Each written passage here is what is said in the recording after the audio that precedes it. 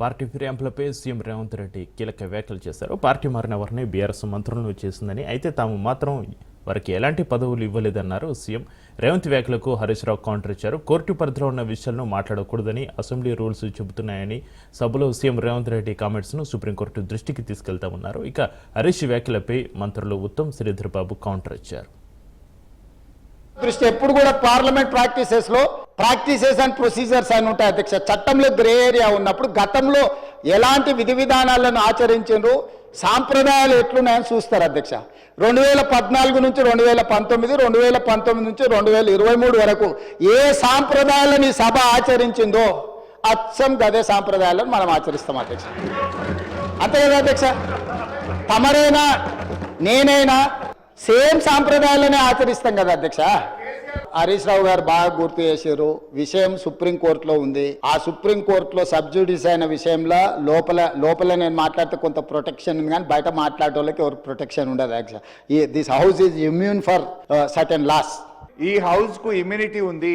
ఈ హౌస్ లో మేము కోర్టుల గురించి కూడా ఏదైనా మాట్లాడొచ్చు అని ముఖ్యమంత్రి గారు మాట్లాడారు. 10 మంది ఎమ్మెల్యేలు డిస్క్వాలిఫై కారు, అది గతంలో కాలేదు, ఇప్పుడు కూడా కారు అంటే నేను వెంటనే ఇక్కడ నుంచి సుప్రీం కోర్టులో ఉన్న మ్యాటర్ ని మీరు ఎట్లా మాట్లాడతారంటే మాకు ఇమ్యూనిటీ ఉంది, మేము ఏదైనా మాట్లాడొచ్చు ఈ సభలో లోపల మాట్లాడతామన్నారు. అయితే I'm quoting, discussion on sub జుడిస్ matter members cannot refer to any matter of fact on which a judicial decision is pending. అదే విధంగా Chapter 18, Parliament and Judiciary. As regards the relationship between the Parliament and the Judiciary, both are under constitutional obligations not to encroach each upon others' jurisdiction. In this respect, Article 121 provides that the conduct of a judge or a Supreme Court or High Court cannot be discussed in Parliament except upon a motion for presenting to the President praying for the removal of such judge. Judge గారి removal గురించి తప్ప supreme కోర్టులో గానీ హైకోర్టులో pending ఉన్న విషయాన్ని సభలో మాట్లాడకూడదు అని కౌల్ అండ్ షెక్దర్ లో చాలా స్పష్టంగా చెప్పడం జరిగింది.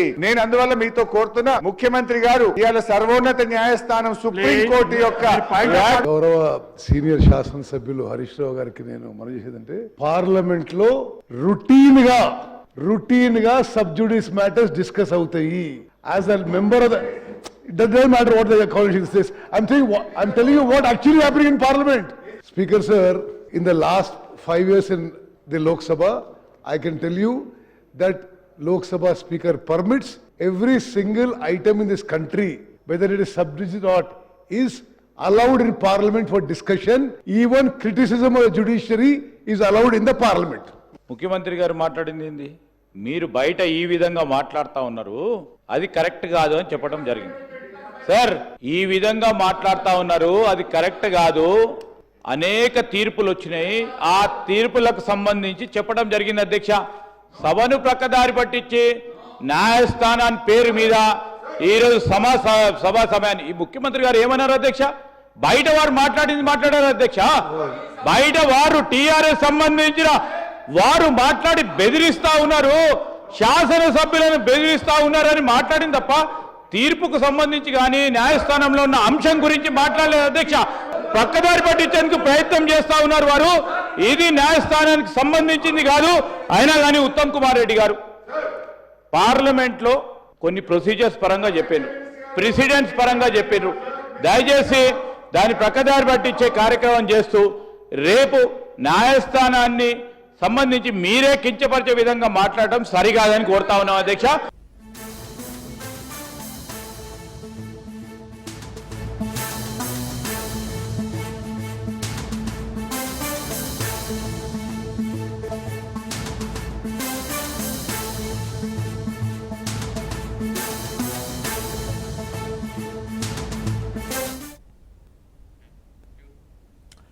బ్రేకింగ్ న్యూస్ చూస్తున్నాం. నేటితో తెలంగాణ అసెంబ్లీ సమావేశాలు ముగియనున్నాయి. నేడు ద్రవ్య వినిమయ బిల్లుకు శాసనసభ ఆమోదం తెలపనుంది. మొత్తం 11 రోజుల పాటు అసెంబ్లీ సమావేశాలు కొనసాగగా ఈ సమావేశంలో ప్రభుత్వం వార్షిక బడ్జెట్ను ప్రవేశపెట్టింది. పలు కీలక బిల్లులకు ఆమోదం తెలిపింది.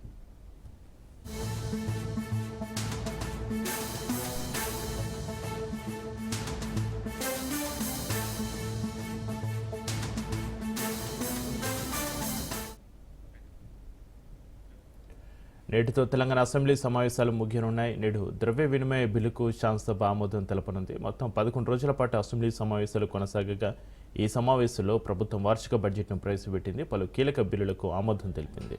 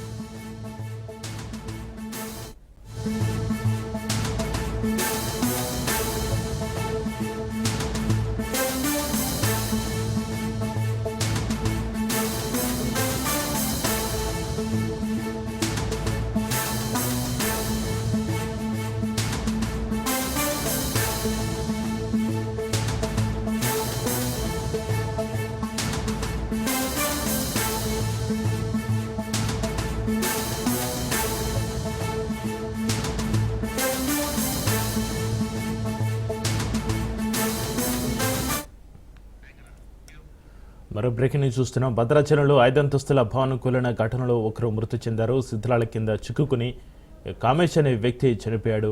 అర్ధరాత్రి దాటాక సహాయ బృందాలు కామేశ్వరరావును బయటకు తీసుకొచ్చాయి. ఇక భవనం శిథిలాల కింద మరో వ్యక్తి ఉపేందర్ కొట్టుమిట్టాడుతున్నాడు. అతన్ని బయటకు తీసేందుకు రెస్క్యూ సిబ్బంది సహాయచర్యలు కొనసాగిస్తున్నాయి.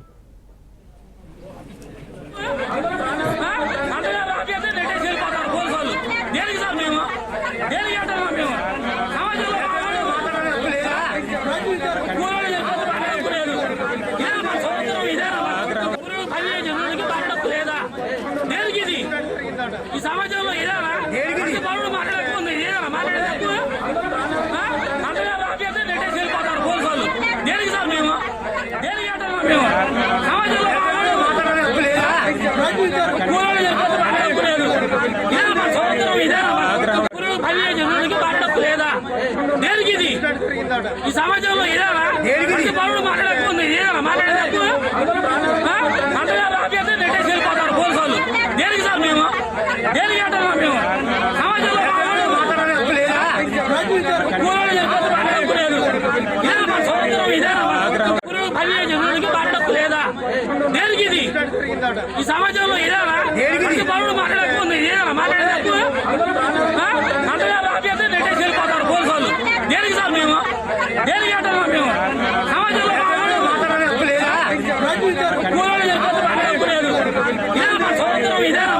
సమాజంలో లేదా దేనికి ఇది ఈ సమాజంలో మాట్లాడకపోతుంది మాట్లాడేటప్పుడు వెళ్ళిపోతారు పోలీసు దేనికి సార్ మేము దేనికి అంటారా మేము సమాజంలో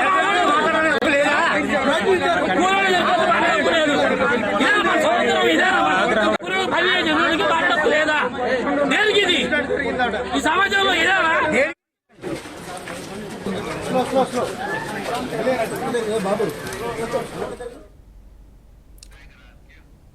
భద్రాచలంలో 5 అంతస్తుల భవనం కూలిన ఘటనకు సంబంధించి మరింత సమాచారాన్ని మా ప్రతినిధి నవీన్ ఫోన్ లైన్లో అందిస్తారు. నవీన్, రైట్ చక్రి, ఏదైతే భద్రాద్రి కొత్తగూడెం జిల్లా భద్రాచలంలో నిన్న 6 అంతస్తుల భవనం కుప్పకూలినట్లుగా అయితే మనం చూడొచ్చు. అయితే దీనికి సంబంధించినటువంటి నిన్న సాయంత్రం నుంచి కూడా రెస్క్యూ ఆపరేషన్ కొనసాగిస్తున్నటువంటి ఇటు పోలీస్ శాఖ మరియు రెవెన్యూ శాఖతో పాటు ఎన్డీఆర్ఎఫ్ బృందాలు కూడా నిన్న రాత్రి చేరి నిన్న ఏదైతే రెస్క్యూ ఆపరేషన్ ని ముందుకు తీసుకెళ్లినట్టుగా కూడా చూడొచ్చు. అయితే ఏదైతే రాత్రి 1:30 సమయంలో అయితే ఒక కామేష్ అనే వ్యక్తిని మాత్రం అక్కడి వరకు ఈ యొక్క రెస్క్యూ టీం చేరుకొని ఆయన అయితే బయటికి తీసినట్లుగా కూడా మనం చూడొచ్చు. అయితే తీసినటువంటి కామేష్ కొనవీపుతున్నాడు. కానీ ఏదైతే ఆయన కాలుకి మరియు చెయ్యి నుజ్జు కావడంతో ఆయన హుటాహుటిన హాస్పిటల్కి అయితే తరలించినట్లుగా కూడా మనం చూడవచ్చు. అయితే హాస్పిటల్ తరలించాక చికిత్స పొందుతూ కామేష్ అయితే మృతి చెందాడు. అయితే ఈ యొక్క ఈ ఘటనలో మరొక వ్యక్తి ఉపేందర్ అనే వ్యక్తి కూడా ఈ యొక్క శిథిలాల కింద ఉన్నట్లుగా వారి కుటుంబ సభ్యులు అయితే ఆందోళన వ్యక్తం చేస్తున్న పరిస్థితి కూడా ఉంది. ఏదైతే ఇప్పటి వరకు ఇంకా ఉపేందర్ మృతదేహం అంటే ఉపేందర్ ఇంకా బయటకు తీసుకురాలేదని వారి కుటుంబ సభ్యులు అయితే నిన్న జిల్లా కలెక్టర్ జతీష్ పాటిల్ ని అయితే ఆపి వారు నిరసన కూడా వ్యక్తం చేశారు. అంటే కలెక్టర్ కూడా మేము అతన్ని కూడా రెస్క్యూ చేసి బయటికి తీసుకొస్తామని చెప్పినా కూడా కుటుంబ సభ్యులు వినకుండా ధర్నాకు కూడా తిగిన అంటే అక్కడ నిరసనగా రోడ్డుపై బైఠాయించినట్లుగా కూడా మనం చూడవచ్చు. అదేవిధంగా జిల్లా ఎస్పీ కూడా మాట్లాడుతూ ఏదైతే ఇప్పటికీ కామేష్ అనే వ్యక్తిని అయితే బయటకి తీసి అక్కడి వరకు చేరుకోగలిగామో, ఉపేందర్ని కూడా ఖచ్చితంగా ఈ రోజు అంటే ఈ యొక్క రెస్క్యూ ఆపరేషన్ ముందుకు తీసుకెళ్ళి ఆయన కూడా బయటికి తీసుకొస్తామని ఆయన కూడా చెప్తున్న పరిస్థితి కూడా ఉంది. మొత్తంగా మనం చూసుకుంటే ఏదైతే నిన్న జరిగిన సంఘటనలో ఈ యొక్క శిథిలాల కింద ఇద్దరు ఉన్నారని మొదటి నుంచి మనం చెప్తూనే ఉన్నాం. మిగతా మాధ్యమాలన్నింటిలో కూడా సుమారు 6 నుంచి 7 ఉన్నారని చెప్పారు. కానీ అధికారులు ఇద్దరు మాత్రమే ఉన్నారని వారు కూడా ఇప్పుడు చెప్పిన పరిస్థితి కూడా ఉంది. మరి ఒకరిని అయితే మరి కొద్దిసేపట్లో బయటికి తీసుకొచ్చే అవకాశం కూడా ఉంది. Chakri. Right, thank you Naveen. Welcome back. తెలంగాణలో ఉప ఎన్నికలు వస్తాయని కొందరు ప్రచారం చేస్తున్నారని, కానీ అలాంటిదేమీ ఉండదని సీఎం రేవంత్ రెడ్డి అన్నారు. ప్రజాప్రతినిధులు ఎవరికి ఉప ఎన్నికలు వస్తేనే ఆందోళన అవసరం లేదని తెలిపారు. ఇలాంటి అంశాల మీద దృష్టి సారించకుండా ప్రజా సమస్యలపై పనిచేయాలని హితవు పలికారు. బీఆర్ఎస్ ప్రభుత్వం 10 ఏళ్ల కాలంలో ఆ భూమిని దక్కించుకునే ప్రయత్నాలు చేయలేదని, తాము అధికారంలోకి వచ్చాక సుప్రీంకోర్టుకు వెళ్లి ఆ భూమిని స్వాధీనం చేసుకున్నామని తెలిపారు. అడ్డుకున్న వాళ్ళను మీరు ఎట్లా కండువ కప్పారు అధ్యక్ష? ఎట్లా పార్టీలో చేర్చుకున్నారు. బీఫామ్ ఎట్లా ఇచ్చిండ్రు అధ్యక్ష? మళ్ళీ ఎలక్షన్లో ఎట్లా ఇచ్చిండ్రు అధ్యక్ష? అంటే ఇప్పుడు ఎట్లా మాట్లాడతారంటే 2014 నుంచి ఒకే చట్టం ఉంది కదా అధ్యక్ష. స్పీకర్ పదవి ఉంది, విప్పు పదవి ఉంది, ప్రతిపక్షమే ఉంది. ఆనాడు ఎమ్మెల్యేలు మారితే మీరు మంత్రులు చేశారు, కనీసం మేము అట్లా కూడా చేయలేదు. మారలేదట వాళ్ళు, మేము మారనే లేదు, ముఖ్యమంత్రిని అభివృద్ధిలో కలిసి వచ్చినామంటారు. మీరు మంత్రులు చేసిన వాళ్ళు డిస్క్వాలిఫై కాలేదు, ఉప ఎన్నికలు రాలేదు. బాజాప్తే గవర్నర్ దగ్గర పోయి మంత్రులే చేసి 5 ఏళ్ళు మంత్రి, 10 ఏళ్ళు, ఒక ఆయన 8.5 ఏళ్ళు, మా అక్క 4.5 ఏళ్ళు మంత్రి చేసింది. ఎన్నడూ ఉప ఎన్నికలు రాలే. కానీ ఇప్పుడు ఉప ఎన్నికలు వస్తే వచ్చే వారమే ఉప ఎన్నికలు అంటారు అధ్యక్ష. ఎట్లొస్తాయి అధ్యక్ష? చట్టం మారలే, న్యాయం మారలే, స్పీకర్ ఆఫీసు సేమే ఉంది, పాలకపక్షం ప్రతిపక్షం అట్లనే ఉంది, రాజ్యాంగం అసలే మారలేదు. ఇంకెట్లొస్తాయి అధ్యక్ష ఉప ఎన్నికలు? నాకు అర్థం కాలేదు. ఏ రాజ్యాంగం ప్రకారం వస్తాయి అధ్యక్ష? డాక్టర్ బాబాసాహెబ్ అంబేద్కర్ గారు రచించిన రాజ్యాంగం ప్రకారము గత అనుభవాల దృష్టి ఎప్పుడు కూడా పార్లమెంట్ ప్రాక్టీసెస్ అండ్ ప్రొసీజర్స్ అని ఉంటాయి అధ్యక్ష. చట్టంలో గ్రే ఏరియా ఉన్నప్పుడు గతంలో ఎలాంటి విధి విధానాలను ఆచరించారు, సాంప్రదాయాలు ఎట్లున్నాయని చూస్తారు అధ్యక్ష. 2014 నుంచి 2019, 2019 నుంచి 2023 వరకు ఏ సాంప్రదాయాలను ఈ సభ ఆచరించిందో అచ్చం గదే సాంప్రదాయాలను మనం ఆచరిస్తాం అధ్యక్ష. అంతే కదా అధ్యక్ష? మళ్ళీ ఒకసారి నేను ప్రతిపక్షానికి విజ్ఞప్తి చేస్తున్నా, అభివృద్ధి భూసేకరణ విషయంలో మీరు అభ్యంతరం పెట్టకండి. నష్టపరిహారం ఇద్దామా? ఏమిద్దామో చెప్పండి. Open debate for that. భూసేకరణ విషయంలో భూమి కోల్పోతున్న వాళ్లకు బాధ ఉంటది, దుఃఖం ఉంటది. ప్రత్యామ్నాయం ఏం చేద్దామో చెప్పండి. మూసి పరివాహక ప్రాంతంలో నష్టపోతున్న పేదలకు ఏమిద్దాము? ఒక మంచి కమ్యూనిటీ, ఒక గేటెడ్ కమ్యూనిటీ కట్టి వాళ్ళకి ఇల్లు కట్టిద్దామా? లేకపోతే వాళ్ళకి నష్టపరిహారం బాగిద్దామా? లేకపోతే ఫ్యూచర్ సిటీ రోడ్లో పోయే వాళ్ళకి ఏ విధంగా నష్టపరిహారం ఇద్దాము? లేకపోతే ఫ్యూచర్ సిటీలో భూసేకరణకు సంబంధించి ఎంత నష్టపరిహారం ఇద్దాము? లగచర్లలో పేదవాళ్ళ భూమి పోతే ఏమిద్దామో చెప్పండి. ఇది ప్రభుత్వ ఖజానాలో నుంచి ఎవరు వాళ్ళు గాని నేను గాని ఎవరు మన ఇళ్ల నుంచి తీసిస్తలేము. ప్రభుత్వ ఖజానా నుంచి అభివృద్ధిలో వాళ్ళు సహకరించినప్పుడు వాళ్ళకు రూపాయి ఎక్కువ నష్టపరిహారం ఇచ్చి వాళ్ళని ఆదుకునే బాధ్యత మనది. వాళ్ళకు ఉపాధి కల్పించే అవకాశం ఉంటే వాళ్ళకు ఉపాధి కల్పిద్దాం. వాళ్ళ కుటుంబాలకు ఉద్యోగ అవకాశం కల్పించేది ఉంటే ఉద్యోగ అవకాశం కల్పిద్దాం. కానీ భూసేకరణనే మేము అడ్డుకుంటాము, మేము ముందుకే పోనీయము. ఔటర్ రింగ్ రోడ్ నుంచి రీజనల్ రింగ్ రోడ్ ఎక్కడైతే వస్తుందో ఈ రెండింటి మధ్యలో రేడియల్ రోడ్స్ ఒక్కటి కాదు అధ్యక్ష, 11 రోడ్లు డెవలప్ చేయాలని ఈరోజు ప్రతిపాదనలు తెచ్చినాము. ఇవాళ ఒక్కటే మేము అక్కడ కొంగర కళా నుంచి ఎగ్జిట్ రోడ్ లో తీసుకొని ఫ్యూచర్ సిటీని టచ్ చేసుకుంటా 90 degrees స్ట్రైట్ గా తీసుకున్నాం. నేను స్ట్రైట్ గా హరీష్ రావు గారిని నేను అడుగుతున్నా సూటిగా. ఇంకొక ఆయనకైతే సరే, ఆయనకు నేను మాట్లాడేది అర్థమైతే అర్థం కాదో నాకు తెలియదు, కానీ వారు ఇక్కడనే ఉన్నారు కాబట్టి వారిని అడుగుతున్నా. ఈ రోజు అభివృద్ధి వద్దా? రీజనల్ రింగ్ రోడ్డు నిర్మించాలనా వద్దా? రేడియల్ రోడ్స్ వేయాలనా వద్దా? ఫ్యూచర్ సిటీ కట్టాలనా వద్దా? మూసి రిజిన్వేషన్ ప్రాజెక్టు, మూసి పునరుద్ధరణ ప్రాజెక్టును చేపట్టాలనా వద్దా? పరిశ్రమల కోసం భూములు సేకరించి పరిశ్రమలకు కేటాయించి తద్వారా పెట్టుబడులను ఆకర్షించి తద్వారా రాష్ట్రాన్ని అభివృద్ధి చేయాలనా వద్దా? 10 సంవత్సరాలు ప్రభుత్వాన్ని నడిపిన మీరు, 10 సంవత్సరాలు తెలంగాణను ప్రపంచానికి ఒక మోడల్ గా డెవలప్ చేసిన మీరు ఎక్కడ కూడా భూమి సేకరించకుండానే మీరు చేసిండ్రా? ఈ రోజు మీరు మల్లన్న సాగర్ బాధితులకు, మల్లన్న సాగర్ భూ నిర్వాసితులకు మీరు చేయాలంటున్నారు. మల్లన్న సాగర్ భూమి ఎవరు సేకరించారు అధ్యక్ష? ఎవరి ఫామ్ హౌస్ దగ్గర? ఈ రోజు వారు అడిగితే నేను విచారణకు ఆదేశించడానికి సిద్ధంగా ఉన్నా అధ్యక్ష. కొండపోచమ్మ ప్రాజెక్టు నుంచి ఫామ్ హౌస్లకు డైరెక్ట్ గా కాలువలు తీసుకున్న వాళ్ళు ఎవరు? ఈ రోజు కట్టుకున్న రిజర్వాయర్లు అది రంగనాయక సాగరా, లేకపోతే కొండపోచమ్మనా, లేకపోతే మల్లన్న సాగరా? ఎవరు భూములు కొనుక్కున్నారు? ఎవరు ఫామ్ హౌజులు కట్టుకున్నారు? ఎవరి ఫామ్ హౌజులకు ఆ రిజర్వాయర్ల నుంచి నీళ్లు పోతున్నాయి? ఆనాడు పెద్దలు దేవేందర్ గౌడ్ గారు శంషాబాద్లో మొదలుపెట్టిన అంతర్జాతీయ ఎయిర్పోర్టు ప్రతిపాదనను రాజశేఖర రెడ్డి గారు కొనసాగించుండు. రాజశేఖర రెడ్డి గారు ఆనాడు ఐటీ కానీ ఫార్మా కానీ నేదురుమల్లి జనార్దన్ రెడ్డి గారు మొదలుపెట్టిన హైటెక్ సిటీ ఫౌండేషన్, రాజీవ్ గాంధీ గారిని ఆదర్శంగా తీసుకొని మొదలుపెట్టిన హైటెక్ సిటీని చంద్రబాబు నాయుడు గారు కొనసాగించారు. చంద్రబాబు నాయుడు గారు కొనసాగించిన దాన్ని రాజశేఖర రెడ్డి గారు విస్తరించారు. ఏ రోజు కూడా కక్షాపూరితమైన ఆలోచనలతోని మేము వ్యవహరించలేదు అధ్యక్ష. గత ప్రభుత్వం ఏదైనా చేసి ఉంటే మేము ఇది మంచి చేసినాం కొనసాగించండి అని మీరు అక్కడి నుంచి మాకు సూచన చేయండి.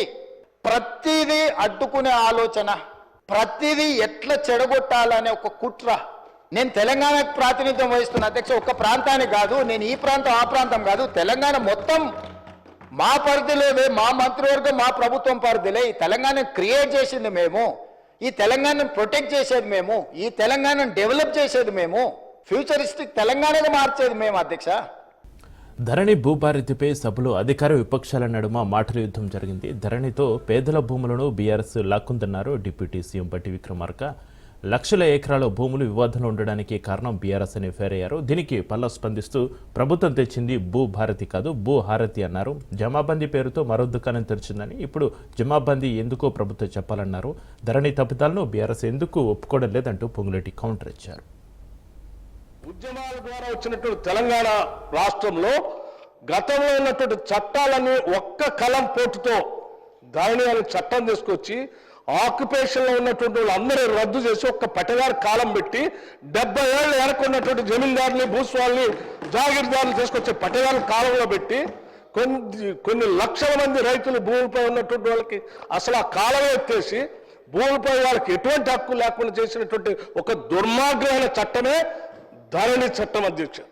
ధరణిని మారుస్తాం, బంగాళాఖాతంలో వేస్తాం, ఈ రాష్ట్ర ప్రజల భూమి పైన సర్వ హక్కులు జాగ్రత్తగా ఉండేటట్టుగా తరాలుగా వస్తున్న హక్కులు వాళ్ళకి అందేటట్టుగా చేస్తామని చెప్పి ఒక చక్కటి నిర్ణయం తీసుకొని ఈ సభలో చట్టం తీసుకొచ్చి చేస్తా ఉంటే మళ్ళీ ధరణి అని ఆ పార్టీ మీద ఎవరు భూములు పెట్టారు అధ్యక్ష? మీరు ఏదైతే ఇలా భూభారతి పెట్టి భూహారతి చేయబోతున్నారో ఆ భూహారతి మీదనే ఖచ్చితంగా మీరు అనుకున్నట్లయితే ప్రజల ముందుకు మేము వెళ్తాం, మీరు వెళ్తాం, ఖచ్చితంగా ఆ రోజు మళ్ళీ ఏం రెఫరెండ్ వస్తుందో చూద్దాం. వారు చెప్పారు భూస్వాములు జాగీర్దారులు చాలా మంది ఉన్నారని చెప్పేసి. మరి మీ యొక్క ఈ చట్టంలోనే ఈ యొక్క తెలంగాణ సోషియో ఎకనామిక్ అవుట్బుక్ బుక్లోనే మీరు ఇచ్చారు ఏమని, ఈ రాష్ట్రంలో 25 ఎకరాల కంటే ఎక్కువ ఉన్న వాళ్ళు ఓన్లీ 9,000 మంది ఉన్నారు మాత్రమే అని మీరు లిస్ట్ ఇచ్చారు. మరి ఎక్కడ భూస్వాములు ఉన్నారు? 52 ఎకరాల పివి నరసింహరావు గారు తెచ్చిన సీలింగ్ యాక్ట్ ప్రకారం 54 ఎకరాల కంటే ఎవరికి ఎక్కువ ఉండకూడదు. ప్రతిరోజున 100 ఎకరాలు 200 ఎకరాలు 400 ఎకరాలు ఉన్నదని చెప్పేసి మాట్లాడుతుంటారు. అవగాహన ఉండి మాట్లాడుతున్నా లేదా అని చెప్పి తెలియదు. ఇది మీరు 2020లో చట్టాన్ని చేసి మీరు దిగిపోయేంత వరకు ఆ చట్టానికి సంబంధించిన రూల్సే ఫ్రేమ్ చేయని మీరు భూభారతిని మేము 2025 జనవరి 4వ తారీఖున చట్టం తీసుకొచ్చి రూల్స్ ఫ్రేమ్ చేసి పెడుతున్న మమ్మల్ని ఏదైతే మీరు మాకు చూపిస్తుంటే అసలు మిమ్మల్ని ఎలా ప్రజలు అర్థం చేసుకుంటారో మీరు అర్థం చేసుకోవట్లే. ఏదైతే మాన్యువల్ పానీ అంటారు, విఆర్ఏ విఆర్ఓల్ని తీసేసామంటారు. ఎస్, మీరు తప్పు చేశారు కాబట్టే విఆర్ఏ విఆర్ఓ వ్యవస్థలో మంచి వాళ్ళని తప్పకుండా ప్రతి రెవెన్యూ విలేజ్కి ఒక ఆఫీసర్ని పెడుతున్నాం. బేఫిగర్గా చెప్తున్నాం, చట్టంలోనే కాదు, ప్రజలు అడుగుతున్నారు, కోరుకుంటున్నారు. బ్యాక్ శాసనసభలో గందరగోళం నెలకొంది. కేటీఆర్ బట్టి మధ్య మాటల యుద్ధం జరిగింది. కాంగ్రెస్ ప్రభుత్వంలో ఏ పని కావాలన్నా 30% కమిషన్లు తీసుకుంటున్నారన్న ప్రచారం జరుగుతుందని ఆరోపించారు కేటీఆర్. దీంతో కేటీఆర్ వ్యాఖ్యలకు బట్టి కౌంటర్ ఇచ్చారు. కేటీఆర్ క్షమాపణలు చెప్పాలని డిమాండ్ చేశారు. కమిషన్ వ్యాఖ్యలను నిరూపించాలని బట్టి సవాల్ చేశారు. మాట్లాడే ముందు ఒళ్ళు దగ్గర పెట్టుకుని మాట్లాడాలంటూ ఫైర్ అయ్యారు. మంత్రులకి సంయమనం ఉండాలి, రిస్ట్రెయింట్ ఉండాల్సింది ట్రెజరీ బెంచెస్కి. అపోజిషన్ సహజంగానే మేము ప్రభుత్వం చేయని పనులు, ఇస్తానని చెప్పిన మాటలు, హామీలు మేము దయచేసి ప్రకాష్ రెడ్డి స్పీకర్ గారితో ఒకటే రిక్వెస్ట్, మంత్రులకి మీరు దయచేసి చెప్పండి. ఇప్పుడు మేము కూడా ప్రొవోక్ చేయాలనుకుంటే మేము కూడా మాట్లాడచ్చు సార్. మేము కూడా చెప్పొచ్చు 30% కమిషన్ అని వాళ్ళ ఎమ్మెల్యేలు అంటున్నారు, 20% కమిషన్ అని సెక్రటేరియట్ లో ధర్నాలు అవుతున్నాయి. 30% తీసుకున్నారు, కమిషన్ తీసుకున్నారు అన్నమాట. ఎవరండి 40,000 కోట్ల రూపాయలు పనులు చేపించి బిల్లు లేకుండా రాష్ట్రం మీద 1,00,000 కోట్ల పోబడి అప్పులు చేసి మీరు పోతే వాళ్ళందరూ బిల్లులు రాక నానా బాధపడుతూ రాష్ట్రం కోసం అటు తిరిగి ఇటు తిరిగి సెకండరీ చుట్టూ తిరిగి నానా బాధపడుతున్నారు. మీ పాపం వల్ల ఈరోజు రాష్ట్రంలో 1,00,000 కోట్ల పనులు చేసినటువంటి వాళ్ళ బిల్లు లేక ఏడుస్తున్నారు. ఎంతో కొంత మేము బాగు చేసి కొద్ది సర్ది చేసి ముందుకు పోతా ఉంటే అడ్డగోలుగా మీరు ఈ మాటలు మాట్లాడటం ఇది వాస్తవమా? I have challenged KTR. Now you have to prove that what the statement what you made. Otherwise you have to say opposite to this house. He has to make a statement.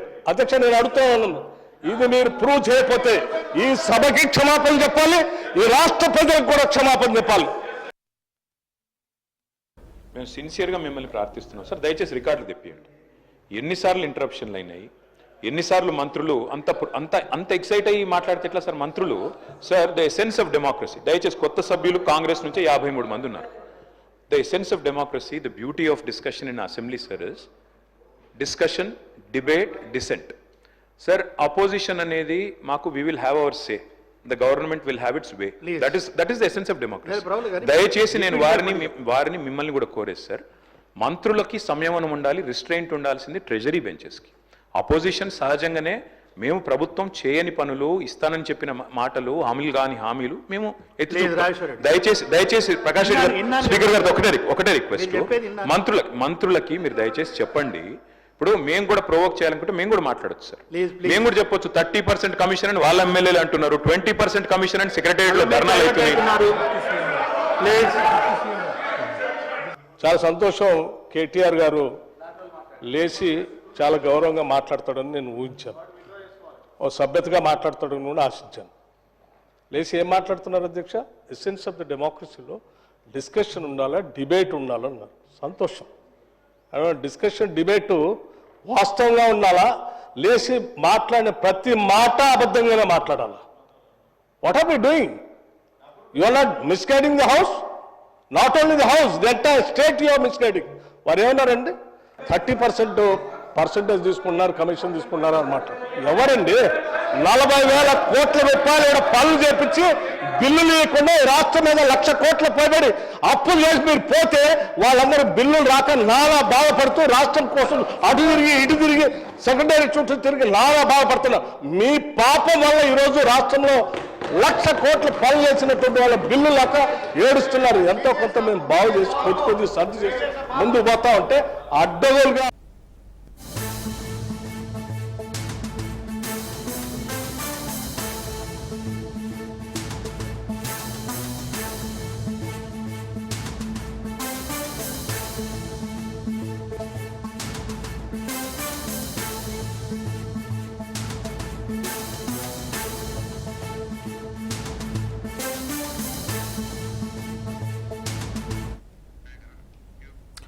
Breaking news చూస్తున్నాం. కడప జిల్లా ZP chairman ఎన్నిక నేడు జరగనుంది. ఉదయం 11 గంటలకు జిల్లా సర్వసభ్య ప్రత్యేక సమావేశం జరగనుంది.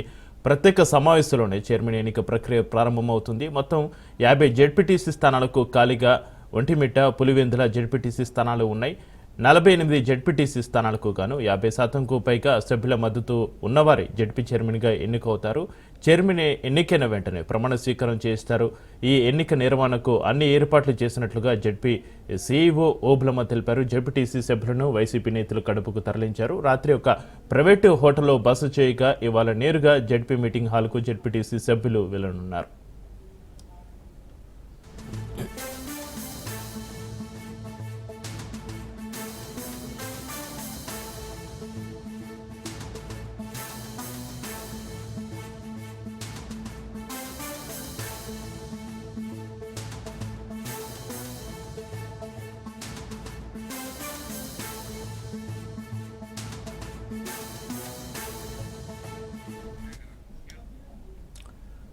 కడప జిల్లా జెడ్పీ చైర్మన్ ఎన్నిక నేడు జరగనుంది. ఉదయం 11 గంటలకు జిల్లా సర్వసభ్య ప్రత్యేక సమావేశం జరగనుంది. ఈ సమావేశానికి సంబంధించి మరింత సమాచారాన్ని మా ప్రతినిధి సుదర్శన్ ఫోన్ లైన్ అందిస్తారు. సుదర్శన్,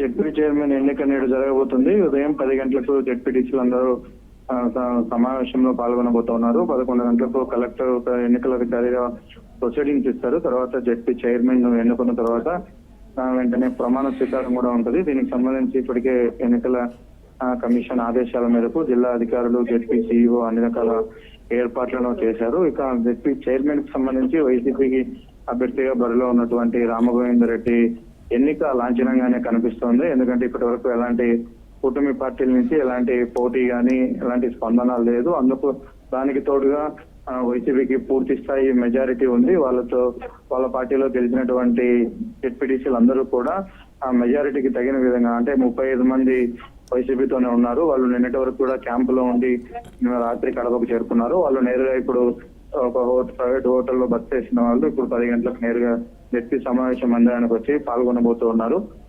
ఇప్పటి వరకు అయితే ఎలాంటి ఇష్యూస్ లేవు. ఈ జెడ్పీ చైర్మన్ ఎన్నిక సజావుగానే సాగే అవకాశాలు అయితే కనిపిస్తున్నాయి. Right, thank you Sudarshan.